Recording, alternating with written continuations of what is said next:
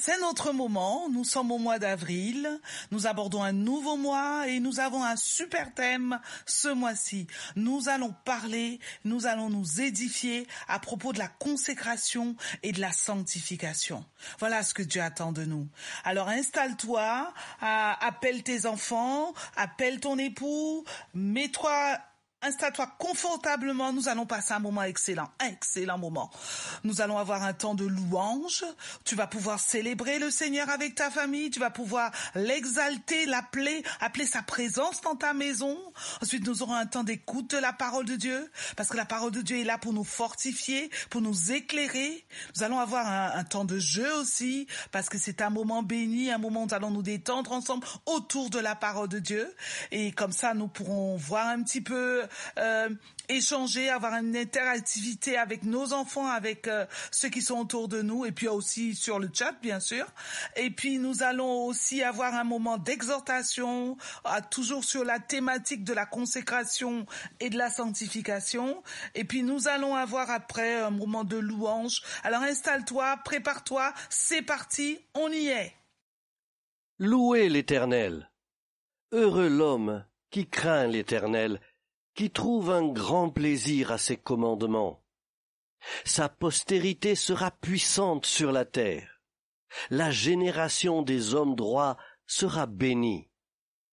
Il y a dans sa maison bien-être et richesse, et sa justice subsiste à jamais. La lumière se lève dans les ténèbres pour les hommes droits, pour celui qui est miséricordieux, compatissant et juste. Heureux l'homme qui exerce la miséricorde et qui prête, qui règle ses actions d'après la justice, car il ne chancelle jamais. La mémoire du juste dure toujours. Il ne craint point les mauvaises nouvelles. Son cœur est ferme, confiant en l'Éternel. Son cœur est affermi, il n'a point de crainte, jusqu'à ce qu'il mette son plaisir à regarder ses adversaires. Il fait des largesses, il donne aux indigents.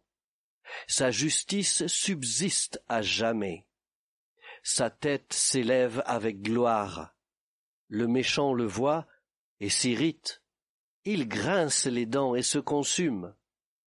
Les désirs des méchants périssent. Psaume 112.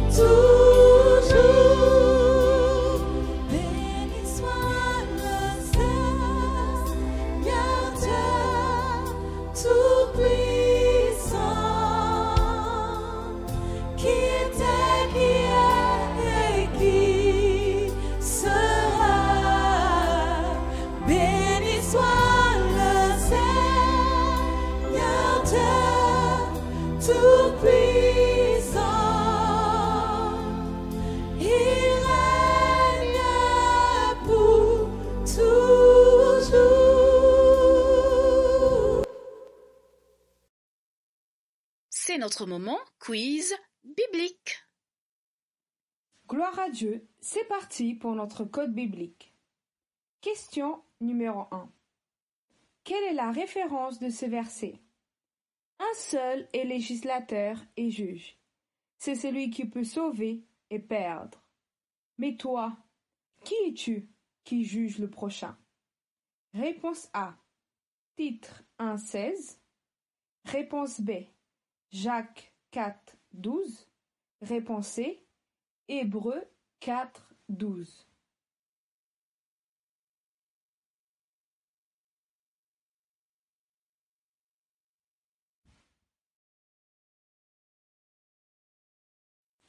Allons en Jacques 4, verset 12. Un seul est législateur et juge. C'est celui qui peut sauver et perdre. Mais toi, qui es-tu qui juge le prochain? La bonne réponse est la réponse B. Jacques 4, verset 12. Question numéro 2. Qui était la mère de Samuel? Réponse A. Sarah. Réponse B. Anne. Réponse C, Agar.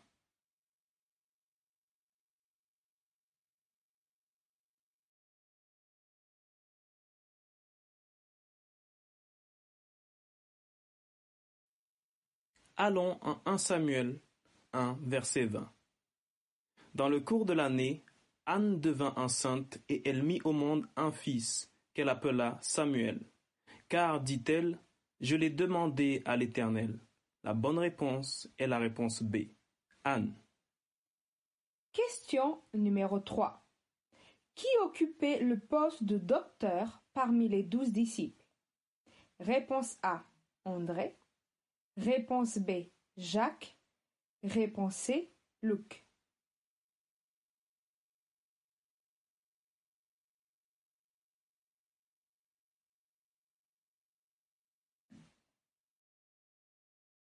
Allons en Colossiens 4, verset 14. Notre cher ami Luc, le médecin, et Damas vous salue.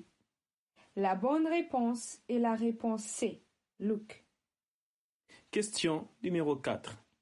Dans quel passage de la Bible Jésus affirma-t-il « En vérité, je vous le dis, avant qu'Abraham fût, je suis » Réponse A. Jean 8, verset 58. Réponse B. Jean 6, verset 58. Réponse C. Jean 4, verset 58.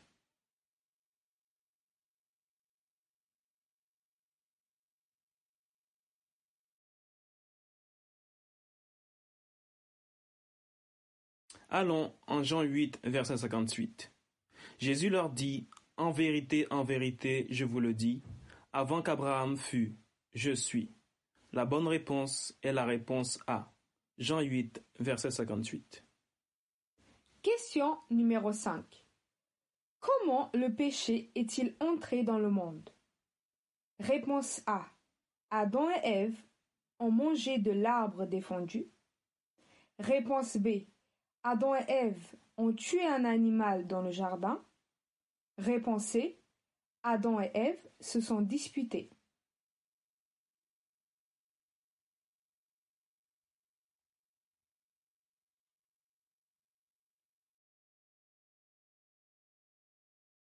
Allons en Genèse 3, versets 3 et 6. Mais quant aux fruits de l'arbre qui est au milieu du jardin, Dieu a dit, « Vous n'en mangerez point et vous n'y toucherez point, de peur que vous ne mouriez. » La femme vit que l'arbre était bon à manger et agréable à la vue, et qu'il était précieux pour ouvrir l'intelligence. Elle prit de son fruit et en mangea. Elle en donna aussi à son mari, qui était auprès d'elle, et il en mangea. La bonne réponse est la réponse A. Adam et Ève ont mangé de l'arbre défendu. C'est notre moment lecture biblique.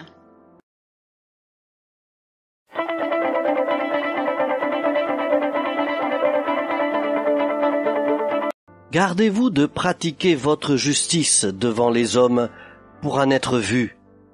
Autrement, vous n'aurez point de récompense auprès de votre Père qui est dans les cieux. Lors donc que tu fais l'aumône, ne sonne pas de la trompette devant toi, comme font les hypocrites dans les synagogues et dans les rues, afin d'être glorifiés par les hommes. Je vous le dis en vérité, ils reçoivent leur récompense. Mais quand tu fais l'aumône, que ta main gauche ne sache pas ce que fait ta droite, afin que ton aumône se fasse en secret.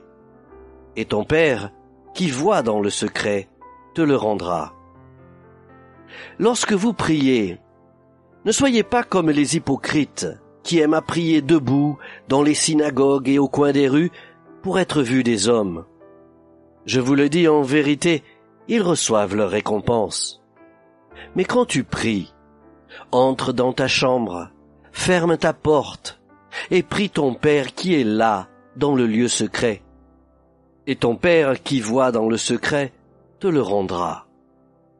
En priant, ne multipliez pas de vaines paroles comme les païens qui s'imaginent qu'à force de paroles ils seront exaucés.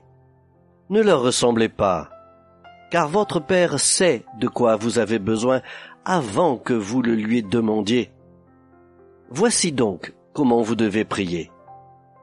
Notre Père qui es aux cieux, que ton nom soit sanctifié, que ton règne vienne, que ta volonté soit faite sur la terre comme au ciel. Donne-nous aujourd'hui notre pain quotidien. Pardonne-nous nos offenses, comme nous aussi nous pardonnons à ceux qui nous ont offensés. Ne nous induis pas en tentation, mais délivre-nous du malin. Car c'est à toi qu'appartient dans tous les siècles le règne, la puissance et la gloire. Amen. Si vous pardonnez aux hommes leurs offenses, votre Père céleste vous pardonnera aussi. Mais si vous ne pardonnez pas aux hommes, votre Père ne vous pardonnera pas non plus vos offenses. Lorsque vous jeûnez, ne prenez pas un air triste comme les hypocrites qui se rendent le visage tout défait pour montrer aux hommes qu'ils jeûnent. Je vous le dis en vérité, ils reçoivent leur récompense. Mais quand tu jeûnes, parfume ta tête et lave ton visage, afin de ne pas montrer aux hommes que tu jeûnes, mais à ton Père qui est là, dans le lieu secret. Et ton Père, qui voit dans le secret, te le rendra. Ne vous amassez pas des trésors sur la terre, où la teigne et la rouille détruisent, et où les voleurs percent et dérobent. Mais amassez-vous des trésors dans le ciel, où la teigne et la rouille ne détruisent point, et où les voleurs ne percent ni ne dérobent. Car là où est ton trésor, là aussi sera ton cœur. L'œil est la lampe du corps. Si ton œil est en bon état, tout ton corps sera éclairé. Mais si ton œil est en mauvais état, tout ton corps sera dans les ténèbres. Si donc la lumière qui est en toi est ténèbres, combien seront grandes ces ténèbres? Nul ne peut servir de maître, car ou il haïra l'un et aimera l'autre, ou il s'attachera à l'un et méprisera l'autre. Vous ne pouvez servir Dieu et Mammon. C'est pourquoi je vous dis, ne vous inquiétez pas pour votre vie de ce que vous mangerez, ni pour votre corps de quoi vous serez vêtus. La vie n'est-elle pas plus que la nourriture, et le corps plus que le vêtement? Regardez les oiseaux du ciel. Ils ne sèment ni ne moissonnent, et ils n'amassent rien dans les greniers, et votre Père céleste les nourrit. Ne valez-vous pas beaucoup plus qu'eux? Qui de vous, par ses inquiétudes, peut ajouter une coudée à la durée de sa vie? Et pourquoi vous inquiétez au sujet du vêtement? Considérez comme croissent les lys des champs. Ils ne travaillent ni ne filent. Cependant, je vous dis que Salomon même, dans toute sa gloire, n'a pas été vêtu comme l'un d'eux. Si Dieu revêt ainsi l'herbe des champs, qui existe aujourd'hui et qui demain sera jetée au four, ne vous vêtira-t-il pas à plus forte raison, gens de peu de foi? Ne vous inquiétez donc point, et ne dites pas « Que mangerons-nous? Que boirons-nous? De quoi serons-nous vêtus ?» Car toutes ces choses, ce sont les païens qui les recherchent. Votre Père céleste sait que vous en avez besoin. Cherchez premièrement le royaume de Dieu et la justice de Dieu, et toutes ces choses vous seront données par-dessus. Ne vous inquiétez donc pas du lendemain, car le lendemain aura soin de lui-même. À chaque jour suffit sa peine. Matthieu, chapitre 6. C'est notre moment. Question. Mais monsieur, c'est quoi la consécration? C'est de nous consacrer à notre travail? Alors, consécration.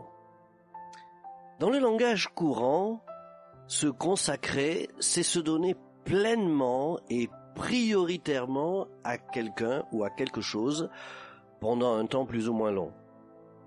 Alors évidemment, on peut se consacrer à beaucoup de choses, comme à son travail, à sa famille ou à une activité quelconque, en fait quelque chose qui va prendre beaucoup de notre temps et de notre énergie. Maintenant, si on revient à l'origine du mot « consacré », ce mot-là est en fait composé de deux parties. Il est composé de « con » qui veut dire « avec » et « sacré » qui veut dire « divin ». Donc quelqu'un de consacré, c'est quelqu'un qui vit avec le divin. Alors quand on parle à un chrétien d'être consacré, cela veut dire que sa vie est centrée, focalisée sur Dieu, et que Dieu est sa priorité dans la vie et même sa raison de vivre. Être consacré, c'est faire passer Dieu et son royaume avant toute chose. Tout à l'heure, on a lu un verset en Matthieu chapitre 6, versets 31 et 33, où il a été écrit « Ne vous inquiétez donc point et ne dites pas « Que mangerons-nous, que boirons-nous, de quoi serons-nous vêtus ?» Car toutes ces choses, ce sont les païens qui les recherchent. Votre Père céleste sait que vous en avez besoin. Cherchez premièrement le royaume et la justice de Dieu. Et cela fait partie de la consécration, le royaume de Dieu et la justice de Dieu. La justice de Dieu, c'est la façon de faire de Dieu. Et quand on fait cela, le verset continue, il nous dit « Toutes ces choses vous seront données par-dessus ». Quand on s'occupe des affaires de Dieu en premier, Dieu s'occupe lui-même de nos affaires. Ce qui veut dire que quand on est consacré, on n'a pas de souci à se faire. Être consacré, c'est aussi de s'éloigner du monde pour s'approcher davantage de Dieu. Jacques 4,4 nous dit « Adultères que vous êtes, ne savez-vous pas que l'amour du monde est inimitié contre Dieu? Celui donc qui veut être ami du monde se rend ennemi de Dieu. » Alors, quelqu'un qui est consacré préfère passer du temps avec Dieu plutôt qu'avec les choses du monde. Ça veut dire que Dieu passe avant ses loisirs, avant son travail, avant sa maison, avant même sa famille. Il sait qu'il n'est pas sur terre pour profiter des plaisirs du monde, mais que Dieu l'a créé pour accomplir une œuvre, un travail, une mission, parce que Dieu nous a tous créés pour un but. On peut donc avoir une famille, bien sûr, une maison, et même un téléphone portable, et plein de choses sur la terre. Mais toutes ces choses ne doivent jamais être notre raison de vivre, ni quelque chose après quoi on court, et surtout pas prendre la plupart de notre temps et de notre énergie. Ces choses ne sont que des bénédictions que Dieu nous donne, et elles ne doivent surtout pas diriger notre vie. 1 Corinthiens chapitre 7 versets 29 à 31 nous dit « Voici ce que je dis, frères, c'est que le temps est court, que désormais ceux qui ont des femmes soient comme n'en ayant pas, que ceux qui pleurent comme ne pleurant pas, ceux qui se réjouissent comme ne se réjouissant pas, ceux qui achètent comme ne possédant pas, et ceux qui usent du monde comme n'en usant pas, car la figure de ce monde passe. » Ça veut dire qu'on peut avoir plein de choses, mais la chose la plus importante, c'est d'être focalisé et d'être centré sur Dieu. D'une manière plus pratique, une personne consacrée va aimer les choses de Dieu. C'est-à-dire qu'elle va vouloir passer beaucoup de temps à prier, à lire et à méditer la parole de Dieu, à écouter des prédications. Elle va remplir sa maison de louanges et d'adoration. Et elle va aimer et rechercher la présence de Dieu. Une personne consacrée va mettre toute son énergie à faire consciencieusement ce que Dieu lui demande. Ce peut être pour sa propre vie, d'avoir un style de vie qui plaît à Dieu, mais c'est aussi évangéliser, servir dans un département de l'Église, enseigner dans un groupe familial, s'occuper des gens. Et par-dessus tout ça, une personne consacrée est une personne spirituelle. Et comme je disais tout à l'heure, elle a un style de vie qui plaît à Dieu. Une vie pure, faite d'intégrité, de vérité et de sainteté, comme nous l'avons vu il y a quelque temps. Et le principe même de la consécration est que tout cela prenne la part la plus importante de sa vie. Alors maintenant, si tu veux savoir quel est ton degré de consécration, c'est très simple. Regarde sur une journée de 24 heures. Le temps que tu passes à faire les choses de Dieu, c'est tout ce dont je viens de parler, la prière, la lecture de la Bible, la méditation, etc. Et puis compare ce temps au temps que tu passes avec les autres choses, c'est-à-dire à dormir, à étudier, à travailler, à t'amuser, sur ton téléphone portable, Facebook, Twitter, TikTok et toutes ces autres applications, et je ne parle même pas des jeux. Et puis, tu fais la même chose sur une semaine fait 7 jours, et tous les jours ne sont pas équivalents. Et à partir de là, tu auras ton degré de consécration.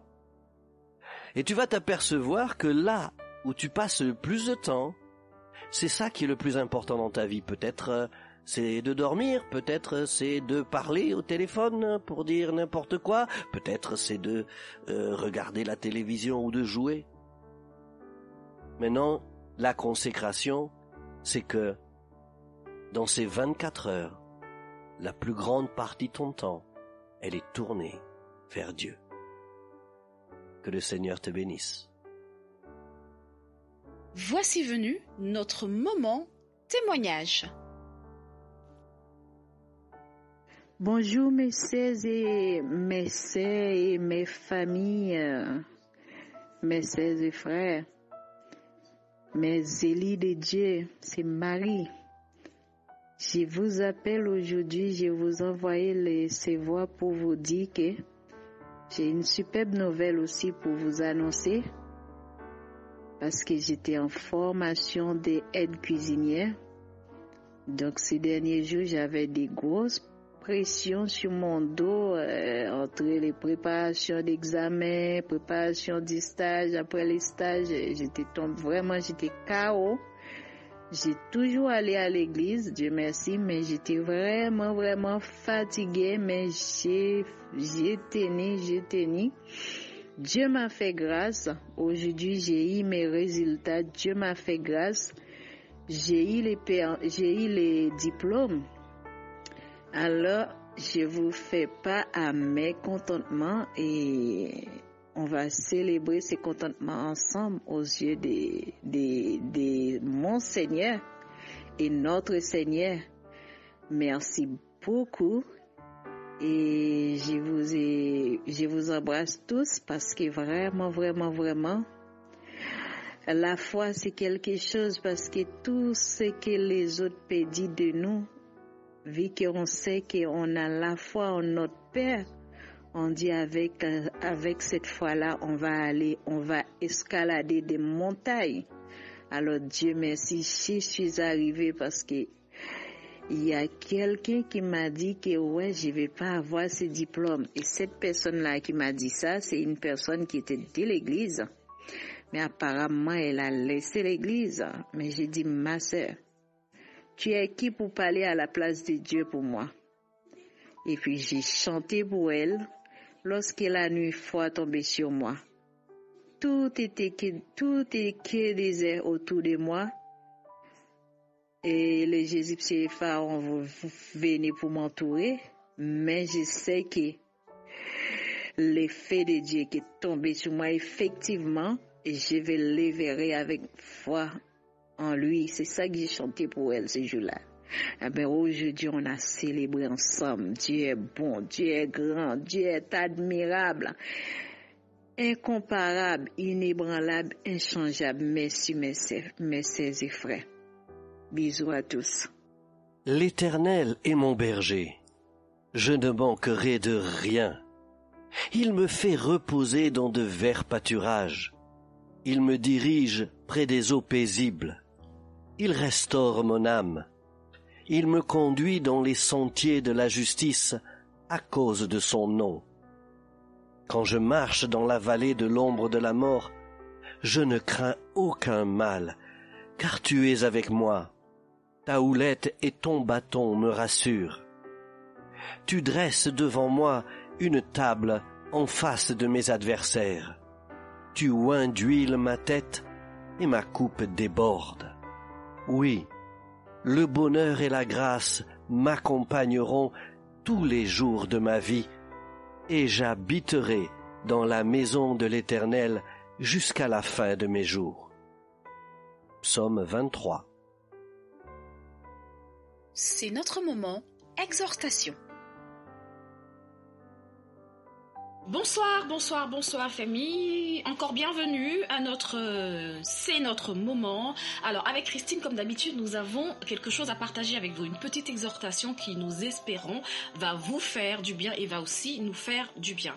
Alors nous sommes au mois d'avril et nous continuons sur notre thème, la consécration et la sanctification. Alors nous commençons par un verset qui se trouve dans 2 Corinthiens au chapitre 8. Donc je vais vous lire le verset 5, 2 Corinthiens chapitre 8, verset 5. Et non seulement ils ont contribué comme nous l'espérions, mais ils se sont d'abord donnés eux-mêmes au Seigneur, puis à nous par la volonté de Dieu.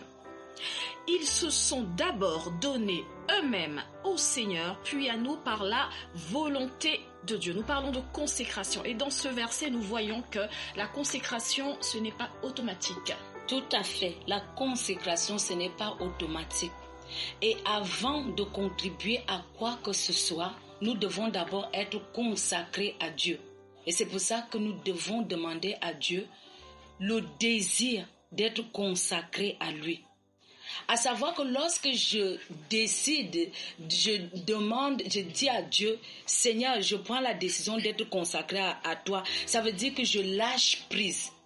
Amen. Et lorsque je lâche prise, c'est vraiment dans tous les domaines de ma vie que je consacre à Dieu.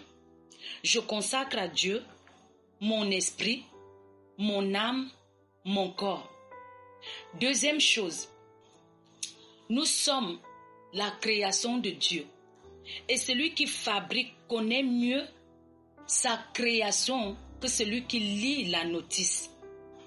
Nous avons été créés par Dieu et Dieu nous connaît mieux.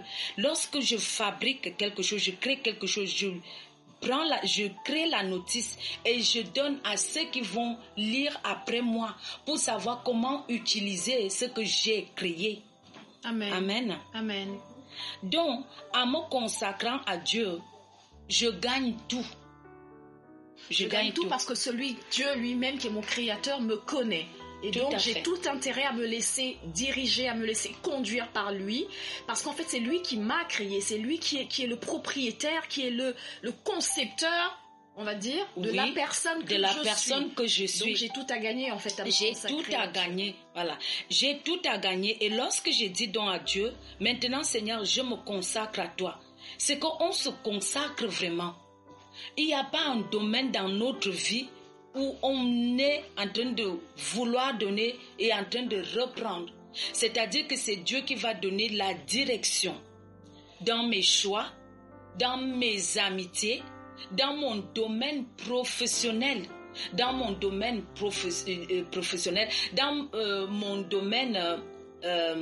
marital. Dieu va pouvoir décider. Et moi, je vais dire, oui Seigneur, tu as le bon choix. Et je m'adapte à ton choix, à toi. Amen. Donc, en fait, comme on a lu dans le verset de départ, donc je choisis de me consacrer. En fait, Dieu ne m'obligera pas à me consacrer à lui. Non. Donc la décision, le choix me revient d'être consacré à Dieu ou pas. Ou non. Ça veut dire que je peux donner ma vie à Jésus et vivre ma vie chrétienne comme je l'entends, comme je le souhaite. Tout à fait. Sans pour autant permettre au Seigneur d'intervenir dans ma vie ou de prendre le contrôle comme lui il voudrait. Donc ce qui veut dire en fait qu'on peut être dans deux catégories différentes en tant que chrétien. On peut être dans la catégorie du chrétien qui va à l'église, qui sert le Seigneur, mais en même temps, sa vie lui appartient. Donc Jésus est certes son sauveur, mais il n'est pas encore le Seigneur. Il n'est pas encore le Seigneur. Et il ne veut pas que Dieu dirige tous les domaines de sa vie. Pourquoi? Parce que dans notre vie, nous avons eu l'habitude de prendre les décisions nous-mêmes. C'est ça. De nous débrouiller nous-mêmes. Et quand on arrive au Seigneur, ça nous fait peur de laisser à une autre personne la direction de notre vie. Nous ne savons plus lâcher prise. Comment on fait pour lâcher prise? Et ça, je peux être à l'église, mais sans pour autant lâcher prise. Sans pour autant dire à Dieu, Seigneur, je veux me consacrer de manière totale. Ma consécration ne serait pas totale en fait, parce que ça me fait peur. Amen. Donc là, tu es en train de me faire penser à Abraham, qui est allé donner son fils Isaac, quand le Seigneur lui a demandé de consacrer son fils. C'est ça. Et c'est un choix qui lui a coûté. Exact. C'est un choix qui lui a coûté. Quand nous décidons de consacrer notre vie, nous devons demander à Dieu de préparer notre cœur pour cela. Afin que dans cette vie de consécration, il y aura des choses qui viendront. Dieu doit préparer aussi notre famille, les gens autour de nous, parce que la vie de consécration va demander une certaine attitude, une certaine façon de faire qui est de Dieu. Et parfois les gens risquent de ne pas comprendre. Abraham, va maintenant, donne-moi ton fils. C'est pas quelque chose qu'on comprend tout de suite. C'est quelque chose qui nous coûte vraiment. Amen, amen. Et d'ailleurs, Abraham ne l'a pas forcément dit à sa femme. À sa femme. Parce que effectivement, c'est un choix que forcément Sarah ne comprendrait pas. Tout parce à fait. Qu'un enfant attendu depuis tant d'années veut dire que ton Dieu te dit d'aller l'offrir en sacrifice. Même l'enfant même ne comprendra pas ton choix et te dira, mais est-ce que tu es vraiment sûr que c'est Dieu qui t'a demandé cela? C'est pour ça qu'une vie de consécration quelque part va vraiment demander une totale obéissance à Dieu. Alléluia. Et c'est dire, voilà Seigneur, que je vive ou que je meure, tu as pouvoir sur la vie. Même si je meurs, la Bible nous dit que Jésus-Christ a les clés du séjour des morts. Il peut ouvrir et me faire sortir de là. Alléluia. Voilà, j'ai tout à gagner en me consacrant à Dieu. Donc, je le dis, me consacrer à Dieu, esprit, mon âme et mon corps. Alléluia. Alors Christine, est-ce que toi, dans ta vie ou dans ta famille, tu as été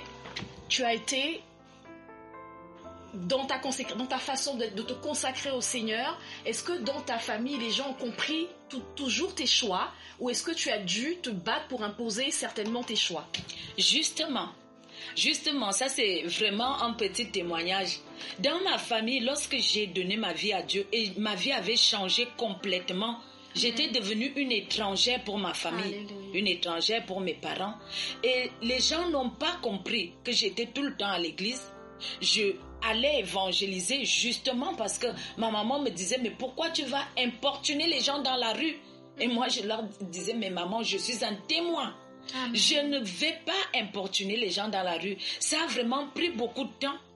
Le fait de prier, de parler en langue, c'était vraiment incompréhensible. Dans ma famille même, j'étais devenue un objet de rire. C'est ça. De rire.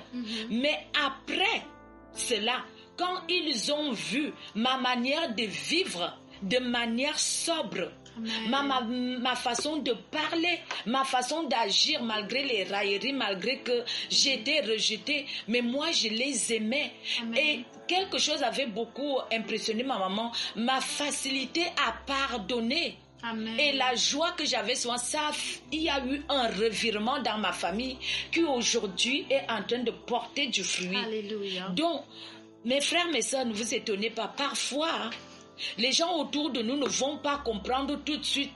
Est-ce que ça m'a coûté? Oui, j'ai pleuré. Ça m'a frustré. Mais aujourd'hui, Dieu est en train de rendre témoignage de lui-même par rapport à ma vie de consécration. Alléluia, gloire à Dieu. Donc, comme tu nous disais tout à l'heure, il faut se consacrer corps, âme, esprit. Il faut vraiment tout laisser au Seigneur. Tout laisser au Seigneur. Donc, toi, certainement qu'il y a eu un changement dans ta façon de te présenter. De m'habiller. Exactement. Donc, là, on va parler de sanctification. Et on va insister sur notre façon de nous présenter, sur notre corps qui est sanctifié, qui appartient au Seigneur. Oui. Donc, comment ça s'est passé pour toi? Moi, ce qui s'est passé, c'est que ça a été radical pour moi. Tout de suite, mes vêtements que j'avais dans le monde, qui pour moi, je me sentais jolie, mini-jupe, décolletée et tout, j'ai tout donné. Je me rappelle même, ma petite sœur m'a dit, mais ma sœur, tu es consacrée à Dieu dans ton cœur. Mais pourquoi tu donnes tous tes vêtements? Je lui ai dit, ah non. Même mon corps appartient au Seigneur. Au Seigneur. Alors, ça me fait penser à ce verset qui est dans 1 Timothée que je vais vous lire. 1 Timothée chapitre 2 au verset 9. Je veux que les femmes vêtues d'une manière décente, avec pudeur et modestie, ne se parent ni de tresses, ni d'or, ni de perles, ni d'habits somptueux. En d'autres termes, ce verset nous dit que la femme doit faire attention à sa tenue. La femme doit s'habiller de façon sobre. Parce que notre tenue, notre façon de nous présenter peut influencer les gens autour de nous, va donner une image aux gens autour de nous. Alors, il ne faudrait pas que notre vêtement soit une occasion de chute sur nous en tant que femmes. Ne soit pas une occasion de chute pour les hommes qui y a autour de nous, se disant que ce sont des frères. Tout à fait. Donc, notre sanctification doit se voir dans notre façon de nous présenter. Dans notre façon de nous présenter, dans notre comportement. Alléluia. Par nos paroles. C'est ça. Voilà. Par notre manière même de regarder. Parce que quand je regarde mon frère ou ma soeur, je ne dois pas avoir d'arrière-pensée derrière un regard. C'est ça. Wow. Oui. Pas derrière-pensée derrière un regard. Voilà. Alléluia. Pas d'arrière-pensée derrière un regard. C'est pour ça que nous devons nous-mêmes nous consacrer à Dieu aussi. Parce qu'il a dit que nous aussi, après, dans le verset qu'on a eu dans 1 Corinthiens 8, verset 5, il a dit que ils se sont consacrés, ils se sont donnés eux-mêmes avant de se donner aux autres. Donc, non seulement nous nous donnons aux autres, nous devons aussi, à Dieu d'abord, nous devons aussi faire attention à ce qu'on renvoie aux autres. C'est ça. Afin que nous ne soyons pas une occasion de chute pour, par exemple, quelqu'un qui n'a pas encore un niveau de foi élevé ou une vie de consécration élevée. C'est pour ça que nous allons voir dans l'église, certaines personnes vont dire, ah, les sœurs s'habillent très mal. Pourquoi il dit cette parole? Parce que pour lui, c'est encore une occasion de chute. Le fait de voir notre corps danser ce trimoussère, il n'est plus du tout en train de louer Dieu. Il est déjà parti, quoi. Donc c'est pour ça qu'on doit faire attention à cela. Alléluia, gloire à Dieu. Donc en tant que femme, en tant que sœur, en tant qu'épouse, en tant que personnalité convertie, sanctifiée, consacrée à Dieu, nous devons faire attention à l'image que nous renvoyons. Oui, nous devons faire attention. Alléluia, gloire à Dieu. Donc ça, c'est pour le côté sanctification. On a voulu insister sur ce point. Donc, le Seigneur est bon, Dieu nous aime, et il y a plusieurs niveaux de consécration. Aujourd'hui, nous sommes peut-être à un certain niveau de consécration, mais le Seigneur veut qu'on aille beaucoup plus loin dans notre consécration. Il y a des domaines de notre vie que nous devons encore consacrer au Seigneur. Il y a des choses que nous avons encore gardées, que nous devons livrer au Seigneur volontairement pour que le Seigneur prenne le contrôle et qu'il dirige tous les domaines de notre vie sans exception, comme il veut le faire. Oh oui. Alléluia. Sans exception. J'ai été bénie. Merci Christine. Merci. Merci pour ce que tu m'as apporté. Merci pour tes témoignages édifiants. J'espère que vous avez aussi été bénis par ce moment que nous avons passé ensemble. Que le Seigneur vous bénisse et gloire à Dieu pour toutes choses. Amen. Amen. Korea baba shekera baba sokoro bo shekera baba shekera baba shekera baba shekera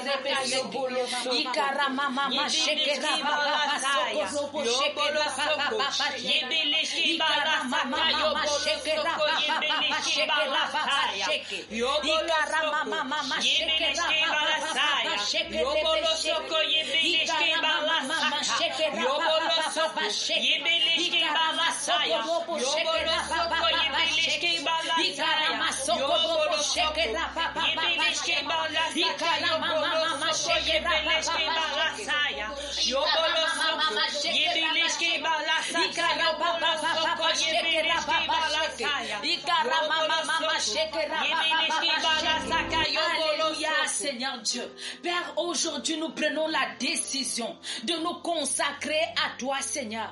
Et parce que nous savons que tu mets en nous le vouloir et le faire, Père. C'est pourquoi nous prions aujourd'hui, Seigneur, que tu attises un désir d'être consacré à toi. En ce moment, Seigneur, dans le nom de Jésus. Voilà pourquoi nous allons dire ensemble, Seigneur Dieu, je choisis de te consacrer. Mon esprit, mon âme et mon corps. Seigneur Dieu, je me consacre totalement. Seigneur Dieu, je choisis de me soumettre. Seigneur Dieu, je choisis de me laisser être dirigé par toi. Dans le nom de Jésus. Seigneur, je pose à ton autel mes pensées, mes paroles, mes oreilles. Au nom de Jésus. Seigneur Dieu, je te consacre mes relations, ma famille, ma vie professionnelle, ma vie sociale. Au nom de Jésus. Seigneur Dieu, je prie que tu sois le maître, le Seigneur de ma vie. Seigneur Dieu, prépare mon cœur, prépare les gens autour de moi pour une vie de consécration. Seigneur Dieu, rends-moi prête à être soumise à ta direction, à tes instructions, dans le nom de Jésus. Seigneur Dieu, je me livre complètement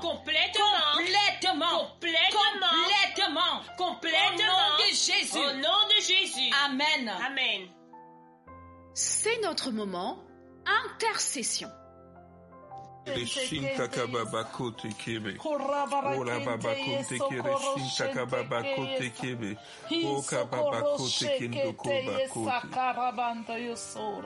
Seigneur, nous avons entendu ta parole ce soir. Nous avons entendu ton conseil, ce que tu as voulu nous dire, Seigneur. Et nous ne voulons pas rester indifférents. Nous t'appelons Seigneur. Et nous voulons vraiment que tu le sois, Seigneur. Que tu sois le maître incontesté de notre vie. Alors, Seigneur, ce soir, nous voulons lâcher prise. Nous voulons lâcher prise, Seigneur. Ne plus vouloir tout contrôler. Nous voulons faire un pas de plus ce soir. Oui, Seigneur. Non plus, Seigneur, que tu sois seulement notre sauveur, mais que tu deviennes vraiment le Seigneur de notre vie. Celui qui a tout pouvoir sur notre vie, dans tous les domaines de notre vie. Amen, nous voulons que tu sois maître et roi. Merci, Seigneur, mon Dieu, parce que tu es pour nous. Et sachant à quel point tu nous aimes, nous choisissons ce soir de nous consacrer à toi et de te faire confiance. De te faire confiance, d'avoir foi, sachant que tu verras toujours, quelle que soit l'orientation que tu vas nous donner, ce sera toujours pour notre bonheur et pour notre bien, Seigneur. Parce que tu nous aimes, tel qu'Abraham, il savait que tu l'aimais et que tu lui avais donné Isaac et que tu as toujours la bonne solution, Seigneur. Oui, Seigneur. Alors, Seigneur, il t'a fait confiance jusqu'au bout. Nous voulons imiter Abraham, notre Père, et être des hommes et des femmes de foi. Des hommes et des femmes de foi qui choisissent de faire confiance à leur Seigneur. Amen. Celui qui a tout pouvoir sur leur vie et qui commande tous les domaines de leur vie. Merci, Seigneur, de prendre le contrôle de qui nous sommes. Nous nous remettons à toi, Seigneur. Oui, nous voulons rien garder. Nous voulons que tu sois maître et Seigneur dans dans tous les domaines de notre vie, que ce soit le domaine personnel, que ce soit le domaine professionnel, que ce soit le domaine spirituel ou familial. Tu es maître et Seigneur. Nous voulons agir selon tes instructions, marcher selon ta parole, selon la direction que tu nous donnes, avec une totale confiance, une foi totale en toi, sachant que nous sommes aimés de toi et que nous avons dû prier à tes yeux. Nous avons dû prier à tes yeux parce que Jésus a payé le prix pour qu'on soit en liberté. Jésus a payé le prix pour nous affranchir du péché. Alors ce Jésus-là qui nous a tant donné en nous sauvant du péché, nous voulons qu'il soit notre Seigneur, notre Seigneur. Jésus, mon Seigneur. Jésus, mon Seigneur, mon maître incontesté. Amen, je veux me laisser diriger par ton Saint-Esprit, diriger ma vie selon ta parole, vivre selon tes valeurs, parce que je sais que c'est là qu'il y a du bonheur pour moi, c'est là qu'il y a de la protection pour moi, c'est là qu'il y a de la provision pour ma vie. Je te dis merci Père dans le nom de Jésus. Amen. Amen.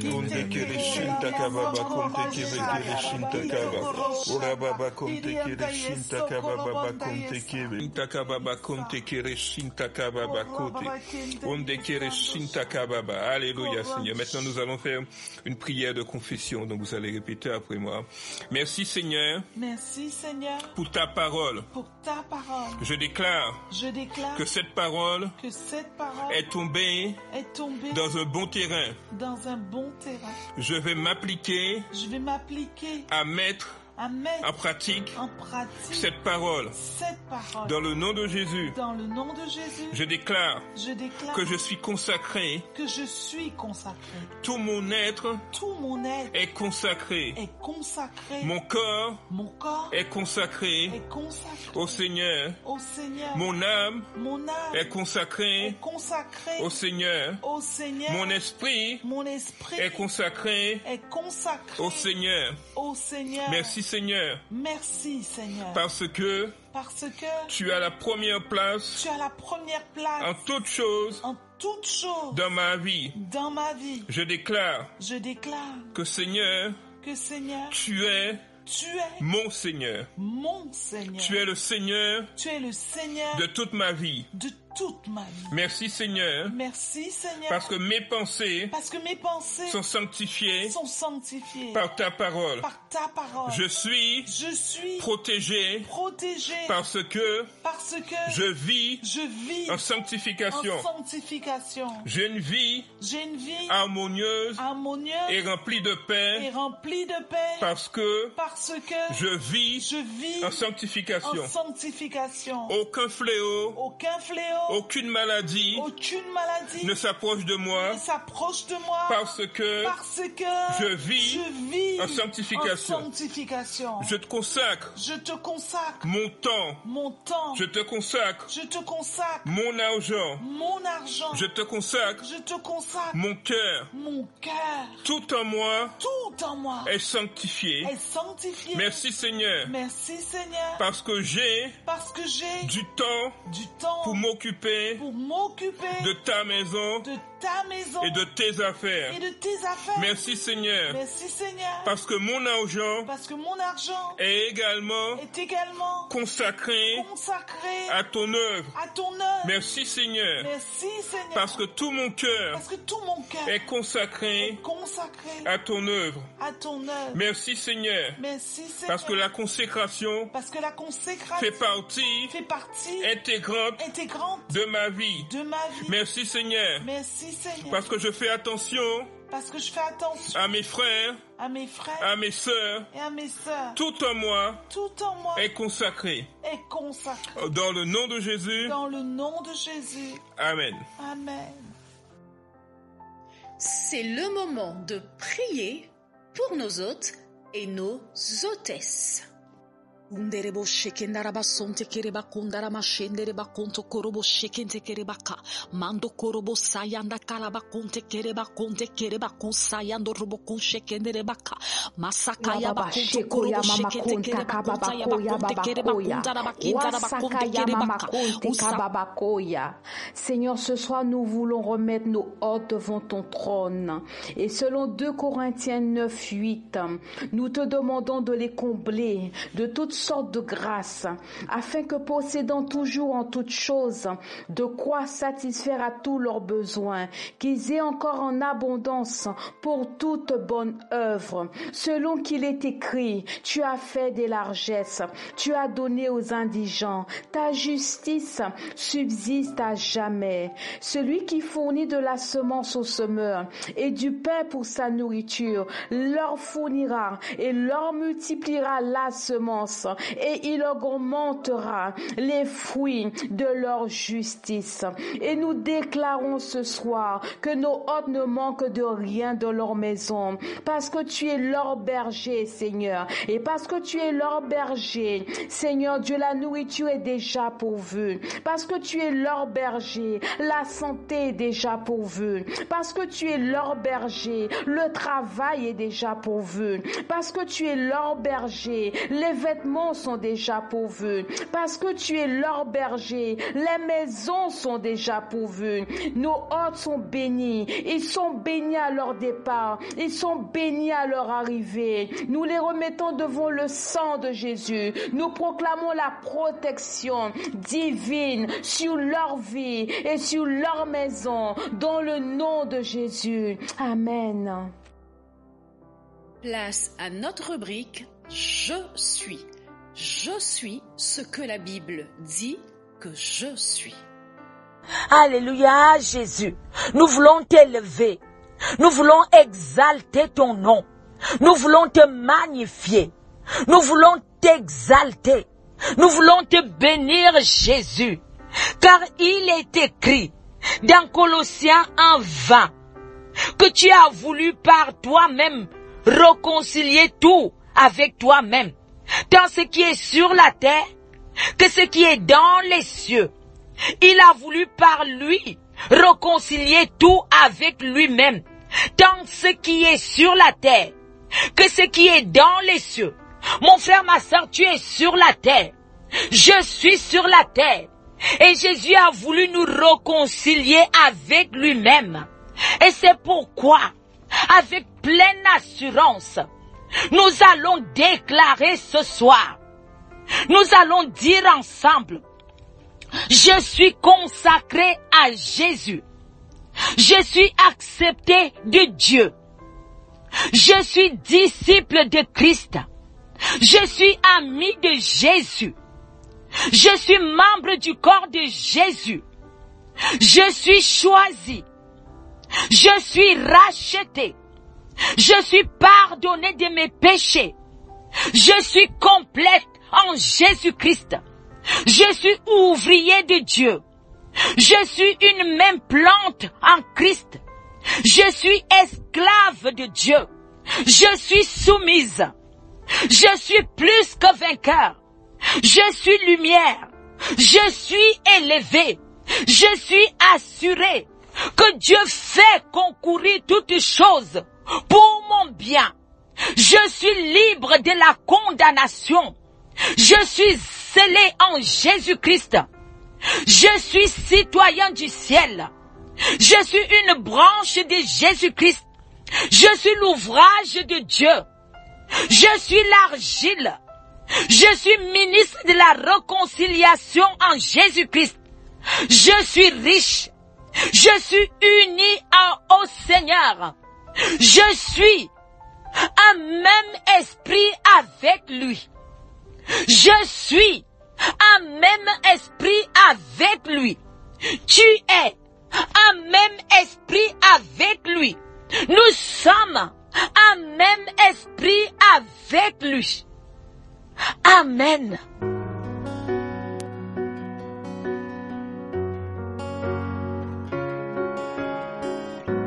Alors, il quitta la Judée et retourna en Galilée. Comme il fallait passer par la Samarie, il arriva dans une ville de Samarie, nommée Sichar, près du champ que Jacob avait donné à Joseph son fils. Là se trouvait le puits de Jacob. Jésus, fatigué du voyage, était assis au bord du puits. C'était environ la 6e heure. Une femme de Samarie vint puiser de l'eau. Jésus lui dit, « Donne-moi à boire. »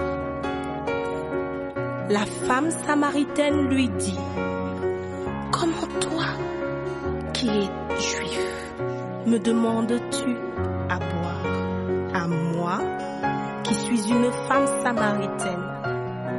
Jésus lui répondit, « Si tu connaissais le don de Dieu et qui est celui qui te dit, donne-moi à boire, tu lui aurais toi-même demandé à boire et il t'aurait donné de l'eau vive. »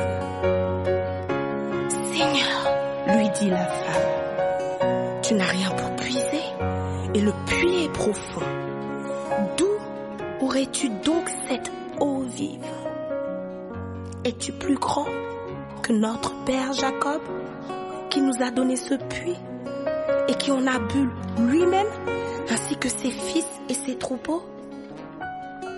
Jésus lui répondit, quiconque boit de cette eau aura encore soif. Mais celui qui boira de l'eau que je lui donnerai n'aura jamais soif.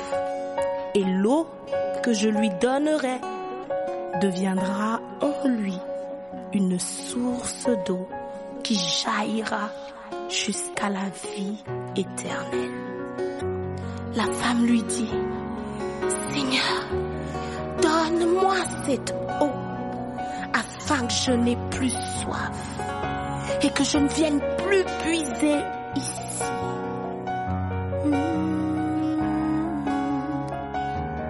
Donne-moi cette eau, Jésus, donne-moi cette eau, Jésus, je veux boire à ta source. Laisse-moi boire à ta source. Oh, oh, Jésus.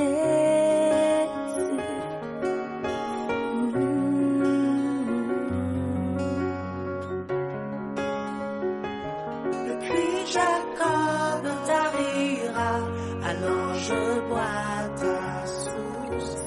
Et ce monde passera, alors je bois ta source. Le puits Jacob t'arrivera, alors je bois ta source. Et ce monde passera, alors je bois ta source.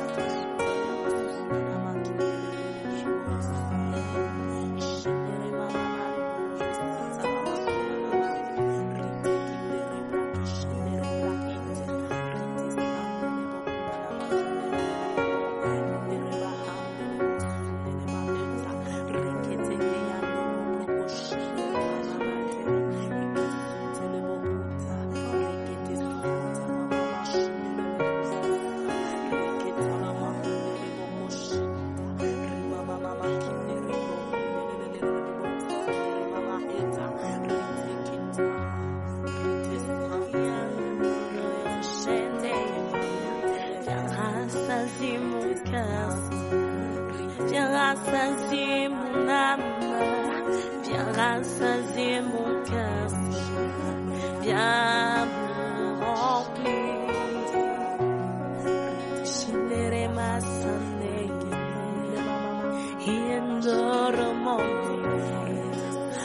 manda yusande shiandarieto yere mandore siandureyeso yandorobo il y a des besoins que ce monde ne peut combler.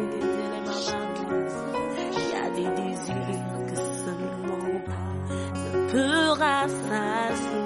Chez moi, l'ange boit ta source, l'ange boit ta source, l'ange boit ta source, l'ange boit ta source.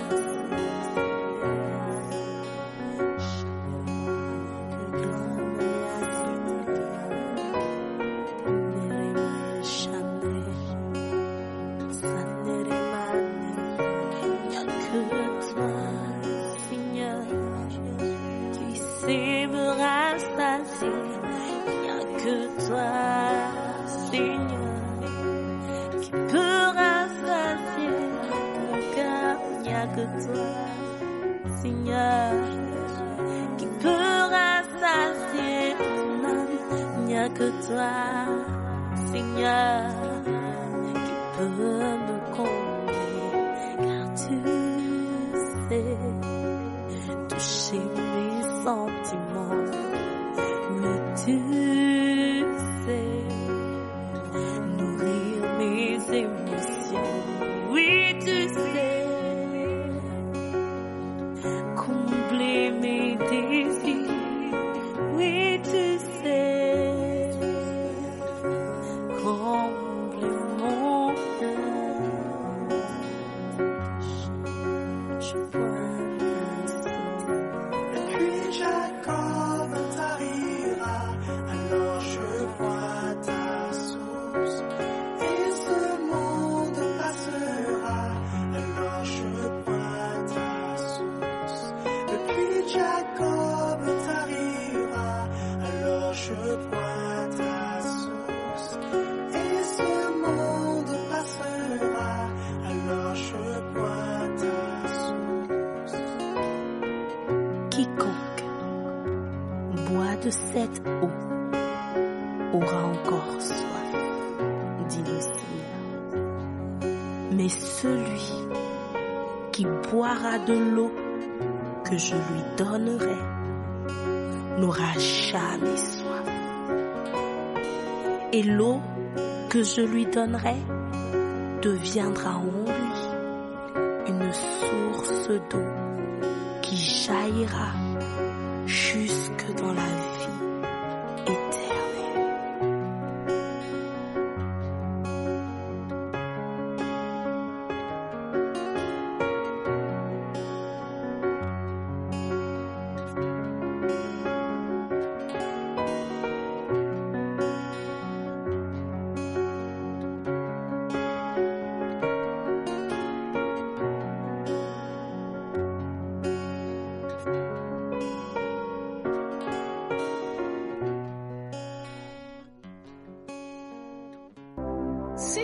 C'est notre moment.